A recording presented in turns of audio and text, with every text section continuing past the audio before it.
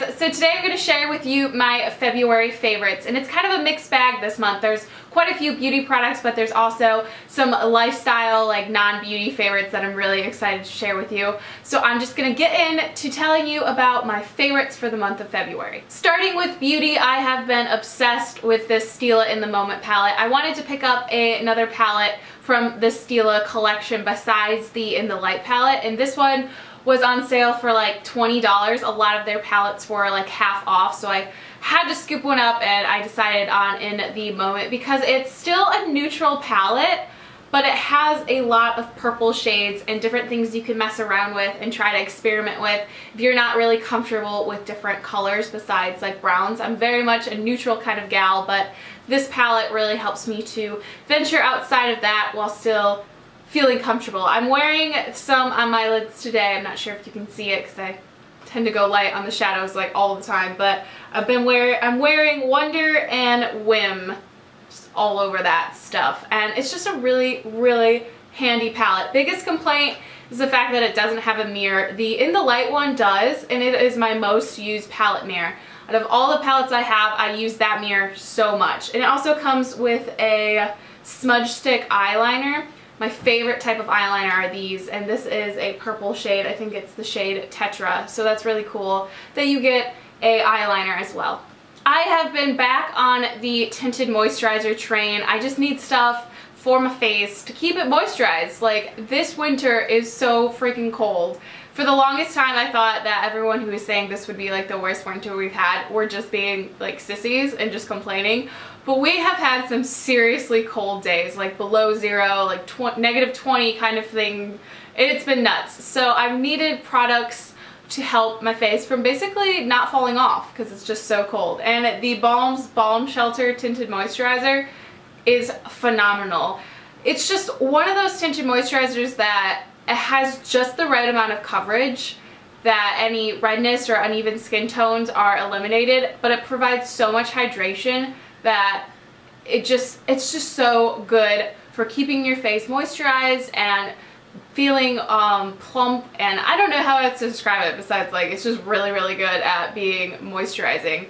And the coverage is something that I know not everyone's going to be a big fan of because it is very light coverage, but I'm wearing it today to show you guys that it still covers up any redness. I tend to get a little red here in my nose, and it's just the right amount of coverage to help eliminate that while still looking like you're not really wearing that much. For lipstick, I have really been enjoying the Urban Decay Revolution lipstick in Rush. I have it on my lips today. It's very My Lips But Better kind of shade that provides just the right amount of like pinky mauve to give your lips a little something extra without being over the top or really hard to maintain. Plus, it's one of the most moisturizing, hydrating lip products I own. It kind of feels a bit thick on the lips, but in a way that you know that it's protecting them from like the cold winds or the elements, and you know it's gonna last a really long time. And even though it feels kind of thick and like obvious on your lips, it doesn't feel like super heavy or that it's gonna like slide all over the place. So it's kind of a really good balance between being really thick and moisturizing but also staying in place. I've been testing out a new mascara and I've been really enjoying it, hence why I'm talking about it in this favorites video. It is the Maybelline Lash Sensational Waterproof Mascara, and I just recently did a blog post about this, so if you want to read a little bit more about it and see some like close-up photos, definitely go check out that post. I'll link it in the description bar, as well as any other posts I have about anything I'm talking about.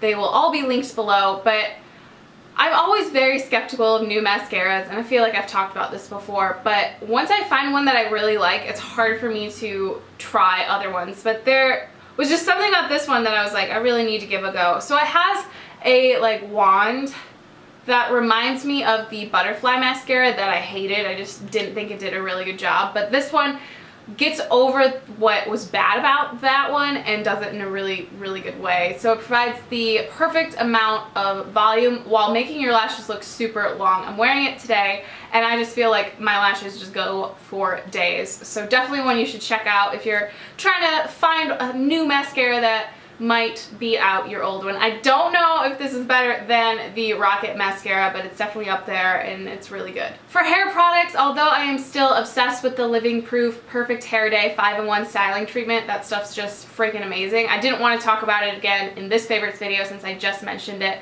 So I am featuring the Bumble and Bumble Surf Spray. And when I combined this with the Living Proof one, the results are just amazing. So although it is a surf spray, so it's kind of like a salt spray that you want like beachy waves and stuff, my hair doesn't do that. So when I use this product, it provides a really nice grit. I feel like I can do something with my hair. I have that like, I've just wandered around a big city, windswept, like look at me, I know it's messy, but it looks phenomenal kind of effect. So I'm sure when other people use this, they'll get a little bit more like, I've just been out in this beach all day looking fabulous.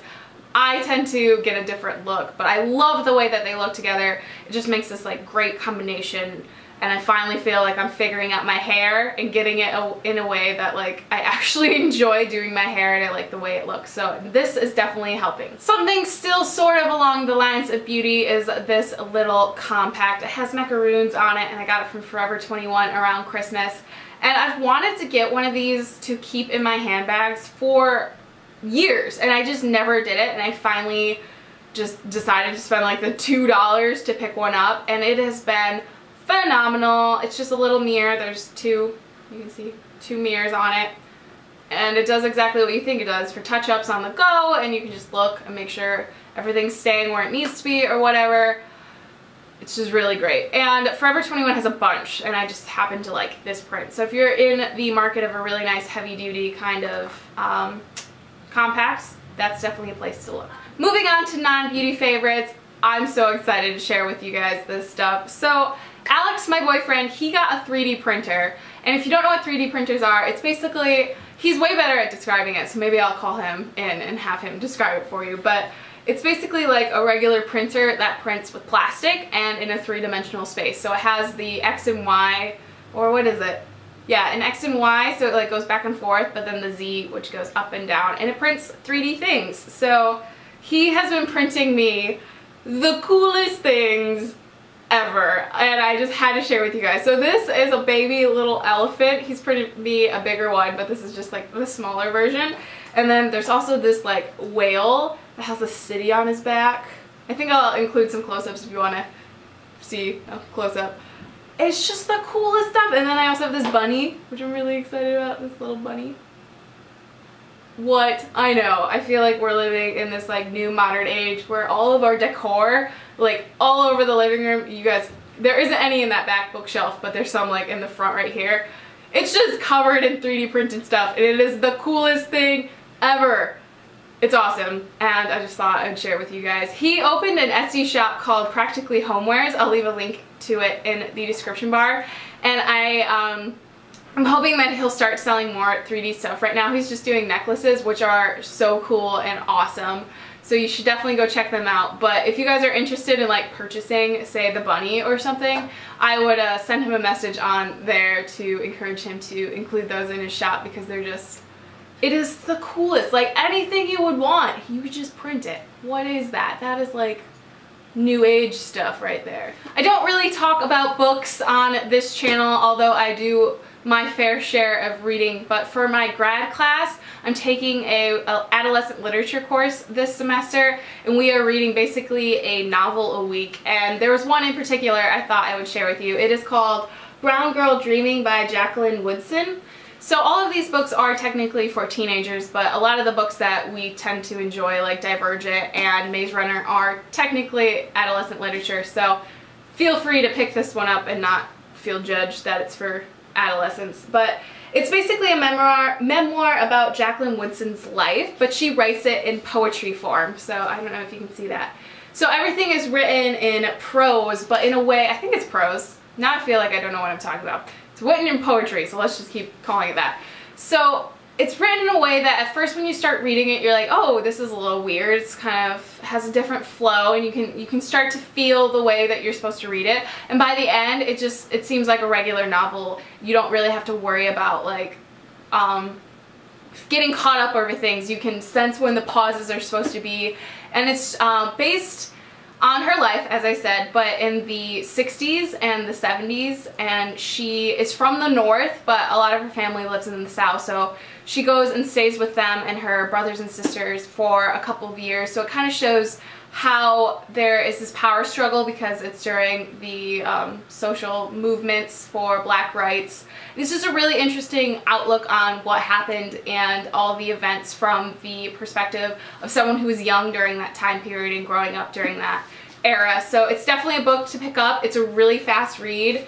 It seems kind of long, like sizable, but I went through it in probably like a night, and it was just a really, really cool way to experience literature, historical literature, nonfiction literature, because I'm not crazy about nonfiction, in a way that's really engaging and gets you thinking about a lot of different topics. So definitely pick that up if you guys are interested. And my final favorite for February is going to come as no surprise. It is my beloved Erin Condren Life Planner. Alex got this for me for an early Valentine's Day gift, and it came right at the end of January, so I've been using it this entire month, and I am obsessed. As you guys have probably seen, because there's been a lot more planner related videos on this channel.